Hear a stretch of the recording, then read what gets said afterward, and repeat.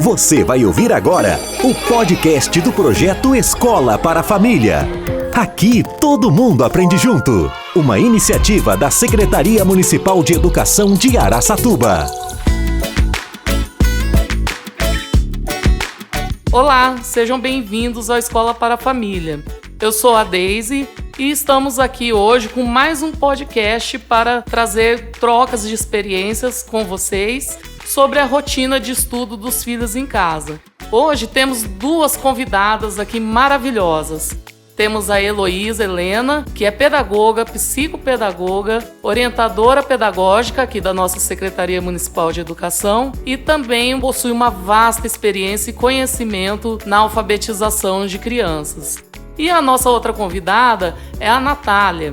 A Natália é pedagoga, ela é especialista em educação especial, é professora da nossa rede municipal lá na EMEB José Machado Neto, no bairro São José, e é mãe de duas crianças em idade escolar. Vocês estão vendo que o bate-papo hoje vai ser muito bom. Então, Natália, seja bem-vinda ao nosso podcast. Boa tarde, Deise. Boa tarde, Natália. É um prazer muito grande estarmos aqui hoje, tá bom? E eu agradeço muito pelo convite. Boa tarde a todas. Também agradeço muito pelo convite e vamos lá, vamos conversar. Com a pandemia do Covid-19, nós fomos afetados em nossas rotinas.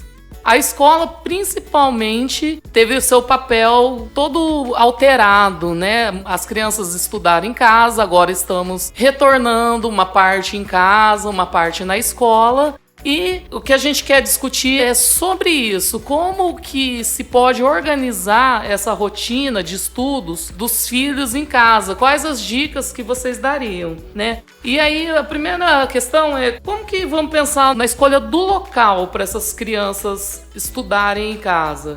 Como vocês entendem que seja um local apropriado para estudo? Bom, Deise, eu acho bem bacana, né, essa sua pergunta, esse comentário. Porque realmente nós tivemos aí esse momento de pandemia que traz a questão do estudo muito assim, em casa, né? Presente em casa. Mas independente da pandemia, as crianças precisam criar esse hábito de estudo em casa também. Ter essa rotina de estudo em casa, né? Isso é muito importante.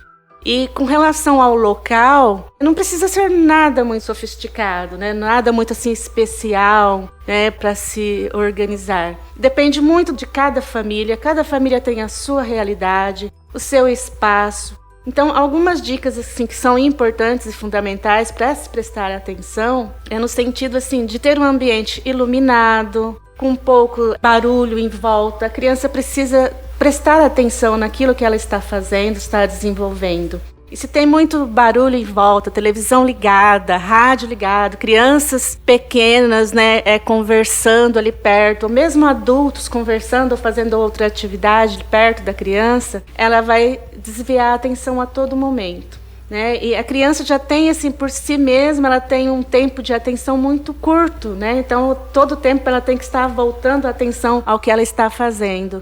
Então, preparar esse ambiente, esse espaço, que não precisa ser nada sofisticado, é fundamental, né, para que ele possa ali desenvolver a atividade, fazer a atividade com autonomia, prestando atenção no que realmente ele está fazendo. É porque às vezes a gente escuta, preparar um local apropriado, acho que tem que ter aquela escrivaninha bonita, né, a cadeira de tal forma, e não é isso que realmente importa. E é bacana você falar isso, porque quando eu estava em sala de aula, que eu sempre comentava com os meus alunos, olha, vocês vão chegar em casa, para fazer a tarefa, vocês vão lavar as mãos, pegar um paninho, limpar a mesa de vocês, onde vocês fazem a tarefa, né? E passando já essa responsabilidade para eles, para que eles saibam que eles também podem colaborar com os pais, né, nessa organização do espaço. E desde primeiro ano, assim, desde pequenos mesmo, eles conseguem se é um trabalho assim contínuo, eles conseguem ir assimilando, né, essa rotina.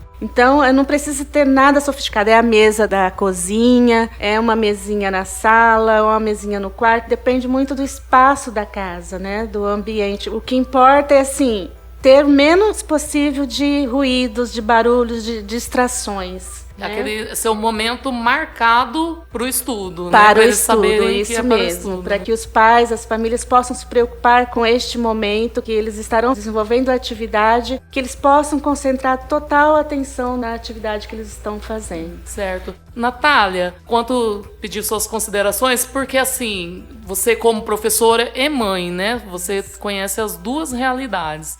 Antes da pandemia, as tarefas que vinham para casa eram mais assim, extra classe, né? Eram complementações da aula. E hoje que as famílias se deparam, você como professora e como mãe, é a aula propriamente dita, aquele conteúdo a ser trabalhado. Como que isso entra também nessa organização da rotina? Então, comigo, assim, como mãe, né, é especial fazer essa rotina mesmo com as crianças, né? Então, lá em casa a gente tem um cronograma. Então, olha, agora a gente vai fazer tal coisa, agora a gente vai fazer atividade, a gente vai ver a videoaula, depois da videoaula a gente vai ouvir uma musiquinha e depois vai colocar no livro, vai marcar, porque, né, o tempo deles é muito curto. Os meus estão na educação infantil, então tem que ter um tempo bem curtinho, senão não dá, né? Então a gente faz essa organização, então nesse momento tem que ficar em silêncio, a televisão tem que ser desligada, a gente escolhe um momento assim que a gente tem menos pessoas em casa, se às vezes a gente está na casa da avó, a gente escolhe um momento que esteja bem calmo, né, para fazer essas atividades.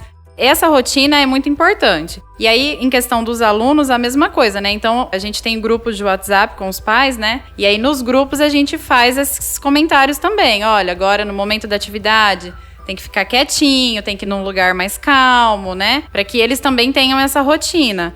E aí a gente sugere que essas atividades sejam feitas nos horários da aula, né? E a gente sabe que nem sempre dá certo. Em casa também, às vezes, não tem como a gente fazer no mesmo horário. Mas assim, tem que se organizar, né? O local estando preparado para isso já ajuda, né? Para que a criança desenvolva a atividade da melhor forma. Né? Então, essas coisas eu coloco em prática em casa e, por enquanto, estão funcionando bem. A escola trabalha com rotina, né? Sim, no infantil tem as rotinas de comer, né? De lavar as mãos, e no fundamental tem o recreio, né? O horário da entrada. Isso. E aí, como Heloísa e Natália, os horários, como que eles ficam? É bom essa questão de estabelecer um horário fixo para os estudos? Essa questão do horário, eu penso assim, que é fundamental. É fundamental ter estabelecido esse horário. Para os alunos, estudantes que estão exclusivamente remotos, o bom seria, como a Natália já disse, né, o horário da aula que eles utilizem para realizar as atividades, como se estivesse mesmo em sala de aula. Com relação, se for uma tarefa, uma atividade assim, extra classe, é fundamental estabelecer uma rotina de horário. Ter aquele horário fixo, olha, todos os dias, de tal horário a tal horário, vai ser o momento de você realizar a tarefa. Se não tem tarefa, você pode ler, fazer uma outra atividade que seja fora ali do padrão de uma atividade escolar, mas que também vai contribuir para a aprendizagem. E Daisy, assim, você falando isso, eu lembro das minhas filhas, né? Hoje eu tenho minhas filhas aí com 18, 20 anos, mas quando elas eram menores, eu estabeleci um horário para elas. Então, elas estudavam de manhã, né? E aí nós combinamos assim, fizemos um combinado. Então, elas tinham que chegar em casa após a aula, elas almoçavam, tinha o momento de descansar, que ali elas poderiam deitar, descansar, assistir uma televisão, mas que das 14 às 16 horas era o horário de tarefa. Tarefa, leitura, né? Se não tivesse tarefa, elas iam fazer a revisão de todo o estudo que elas tiveram durante a semana. E aí eu lembro que um dia minha filha chegou para mim, mãe, a senhora determinou que seria das 14 às 16 horas. Mas nesse horário tem uma série muito legal na televisão, muito bacana. Nós não podemos mudar o horário, não pode ser das 14h30 às 16h30, né? Então, isso assim, vê a responsabilidade. Então, elas colocaram isso em prática de uma forma bem tranquila, criaram esse hábito e hoje, assim, estão na faculdade e ainda têm esse hábito, né, de estudo. Então, como foi importante elas terem esse horário, né, para estudar. Saber da responsabilidade e tentar negociar a troca troca do horário também. Sabendo que elas não queriam perder lá a série delas, num programa bacana, mas sabiam que elas tinham a responsabilidade de estudar, de fazer as tarefas. Então você faz esse combinado, você vai criando assim autonomia e responsabilidade, né, para as crianças, para os filhos, nossos filhos. E, de certa forma, isso eles vão levar depois para a vida deles. Eu acho bem interessante também essa questão do horário, né? Então, o que a gente combinou meio que em casa, assim? Então, eles estão nas avós, né? Ficam com as avós porque eles não retornaram. Então, nesse período, elas não fazem as atividades. Quem faz sou eu, né? No período da tarde, na hora que eu chego em casa. Mas eles veem um programinha no YouTube, por exemplo, relacionado, sei lá, ao alfabeto, uma musiquinha. Então, assim, tem de manhã o horário que eles vão fazer alguma coisa relacionada à escola. Então, vai brincar de alguma coisa, sei lá, vai brincar de esconde-esconde, vai contar, vai... alguma coisa que relaciona isso, né? E aí, depois, no período da tarde, quando eu estou com eles, né? Meu filho faz bastante terapia, então entre as terapias ou depois das terapias, a gente faz as atividades da escola. Então, o horário mudou, né? Não é mais o horário da aula em si, mas é um horário que eles já sabem que, olha, vai chegar da terapia, vai fazer atividade. Vai chegar da casa da avó, tem horário da atividade. Então, eles já sabem, né? A minha filha menorzinha, ela tá no maternal, ela fala, mamãe, agora é hora da atividade da escola, né?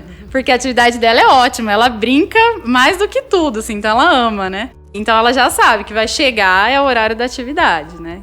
É importante que tenha essa rotina, né? Eles têm que saber que depois de alguma coisa é o horário da atividade deles. Projeto Escola para a Família. Aqui todo mundo aprende junto.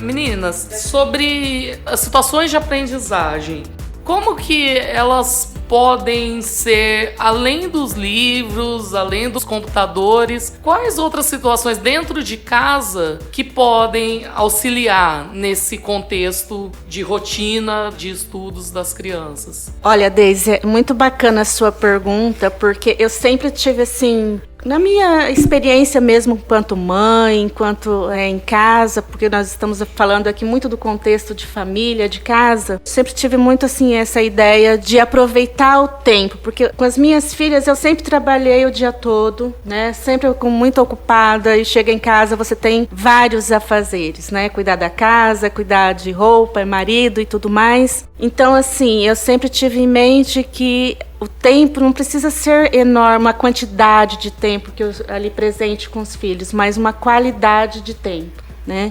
Então esse tempo assim que era pouco que eu tinha com as minhas filhas, e eu penso que os pais podem utilizar também, que hoje nós sabemos que a rotina de todo mundo é muito agitada, corrida, né, no dia a dia, é fazer com que esse tempo seja momentos assim de aprendizagem em casa. O pai que monta um quebra-cabeça em casa, né? A criança ali já está aprendendo várias coisas, já está aprendendo noção de espaço, de lateralidade, vários conceitos que estão embutidos nesse simples brincar de montar um quebra-cabeça. Fazer um jogo da memória, né? Onde você senta um pouquinho lá com os filhos e brinca com o jogo da memória. Um brinquedo de encaixe, né, que você faz ali com as crianças, né, sim, Natália? Sim. Então, assim, tempo mesmo que sejam curtos, mas sejam tempos de qualidade. Contar uma história. Eu, enquanto pequena, eu ouvi muitos causos, muitas histórias do meu pai. E isso, as mães sentavam na frente de casa, isso, né? As vós, né? Isso. Então, meu pai ele era aquele pai que contava muitos causos, né, antigos, muitas histórias. E é isso, você vai despertando o gosto pela leitura, né, pelo encantamento, para que você depois, futuramente, o aluno vai colocar lá numa produção de texto, sim, né, no momento de produzir um texto, isso, fazer a escrita ou fazer o desenho. Então, e faz assim, toda a diferença, né? A gente vê o depois disso faz toda a diferença, né? Sim. Eles demonstram muita criatividade, né? Eles têm atenção para fazer, segurança para fazer, então é bem legal. Se a mãe canta uma música com a criança, faz algumas brincadeiras mesmo de pular corda, tanta coisa que desenvolve, sim, né? Riscar ali o chão, brincar de amarelinha. Exatamente. Então, assim, são pequenas coisas, pequenas ações que são realizadas em casa e que a criança está aprendendo também. Em casa, assim, eu gosto bastante de colocar eles pra fazer, né? Então, assim, cada um tem sua obrigação lá em casa, né? Mesmo o Miguel, que não anda, né? Ele é cadeirante, mas tem as obrigações dele também.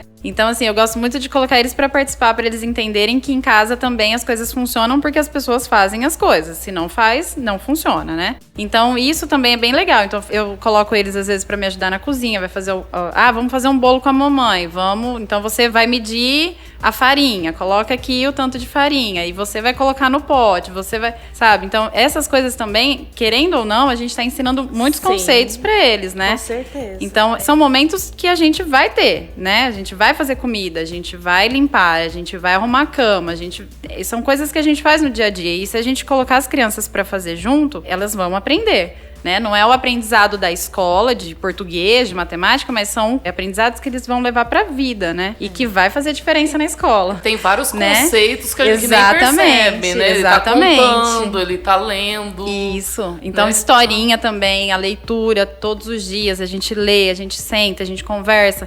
Então, isso tudo também traz o aprendizado para eles, né? Então, é importante. Que nem você está falando da receita, né? De vai fazer uma receita. Ali, nesse momento, ele já tem o contato com rótulos. Sim, exatamente. Né? De produtos que tem, assim, letras, números, cores, né? Isso. Que dá para ser trabalhado sem ser de uma maneira muito formal, como é na escola. Né? De uma maneira informal. E eles colocando muito a mão na massa, né? Isso. Então, às vezes, a gente vai fazer, às vezes, até massinha. A gente pega lá a farinha, vamos lá misturar para fazer a massinha. E aí... Eles participam do processo, eles veem o resultado desse processo, eles têm que esperar ficar pronto, que é coisa que hoje em dia é muito difícil, eles são muito imediatistas, né? Porque é um clique, tá pronto, né? Então, a gente fazer, eles terem esse momento de esperar, de entender que é um processo, que demora, que não vem pronto dentro da caixinha já, né? Isso também é bem legal, né? Faz diferença. Saber que depois eles vão utilizar essa massinha para brincar é mais gostoso ainda. Exatamente. E mais pra frente vai entender que era um processo químico, né? Que eles brincavam lá, né? E dentro de toda dessa organização que vocês falaram, tanto da brincadeira que aprende e da rotina de estudos, da organização dos espaços, a criança, dentro de tudo isso, ela pode sentir um cansaço, né? Ela pode se irritar. Para isso, são importantes fazer pequenos intervalos, realizar pausas e, assim, quanto tempo, mais ou menos, longas, curtas, quais são as dicas que vocês trazem para nós? Pensando nesse momento de pandemia, onde os alunos estão muito assim, fazendo atividades em frente ao computador, a um celular, ou mesmo fazendo atividades em apostilas, em livros, né? Então é fundamental ter esse momento de pausa, sim, mas que não seja uma pausa longa que ele se disperse, mas que sejam pausas assim que ele possa tomar uma água, ir ao banheiro, esticar os braços, porque mesmo na escola, né, nós temos que fazer essa pausa de vez em quando, porque senão eles não conseguem ter o mesmo rendimento, né? Como diz o Tom, oxigenar o cérebro, né? Fazer atividades que oxigenem o cérebro. Então, a criança fica ali com muito cansativo, não adianta o pai ficar insistindo, querendo que ele faça. É melhor parar, refrescar, tomar uma água, dar uma volta. Nós mesmos, enquanto adultos, fazemos isso, né? No nosso dia a dia, no nosso trabalho. E depois ele retoma a atividade, né? É melhor fazer essa pausa, que não seja muito longa, mas que seja uma pausa que dê para ele voltar a atenção para a atividade que ele está fazendo. Certo. Eu concordo, assim, eu acho que é importante também desse momento de pausa. Eu falo, assim, os meus estão na educação infantil, né? Então, a atenção deles é muito curta.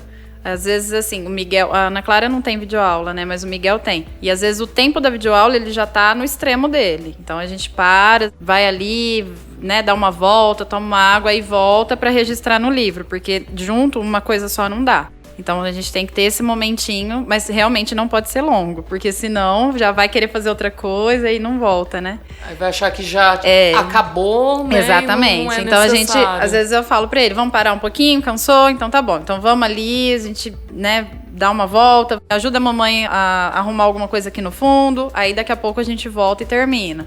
Né? Então, isso eu acho legal também. Tem que ser tudo bem conversado para a criança entender, né? Então, agora a gente vai parar porque você tá cansado. Então, a gente vai refrescar a cabeça um pouquinho e a gente vai voltar depois para continuar, né? E aí dá certo, né? Conversando, tudo dá certo. Eles entendem. Eles podem até fingir que não, mas eles entendem tudo que a gente fala, né? Independente da idade. É isso que a Natália está colocando, é muito importante, né? É muito interessante e depende muito de como os pais combinam, fazem esses combinados com as crianças.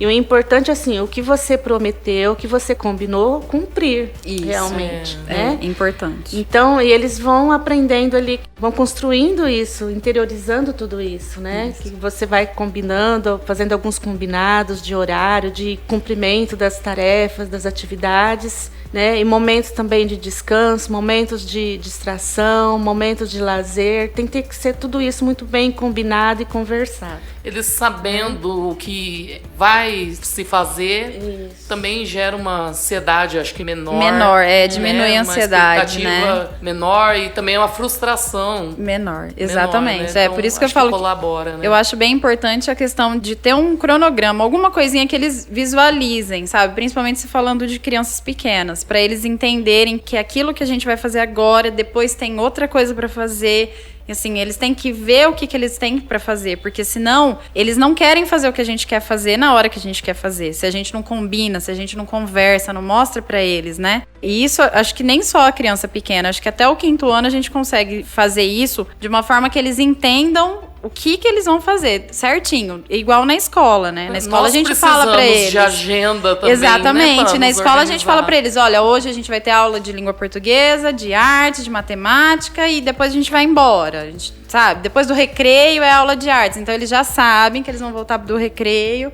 Então eu acho que isso é muito importante e faz muita diferença. Os meus são pequenos e funciona, sabe? Tem 2 anos a Ana Clara e mesmo assim ela sabe o que ela vai fazer. Né? Eu acho bem importante ter isso, essa rotina. Olha, quantas dicas que às vezes, né, os pais fazem, mas não têm a consciência que isso também educa, né? Isso. Foi muito boa a conversa hoje, né? Muito obrigada, Heloísa. Muito obrigada, Natália, pelas dicas maravilhosas que vocês trouxeram. Obrigada, eu que agradeço. Eu também agradeço, estamos à disposição. Foi muito bom esse bate-papo. Muito obrigada. Obrigada, gente. Então, gente, por hoje é só. Acompanhe as outras ações do Escola para a Família e até o próximo episódio. Projeto Escola para a Família. Aqui todo mundo aprende junto. Uma iniciativa da Secretaria Municipal de Educação de Araçatuba.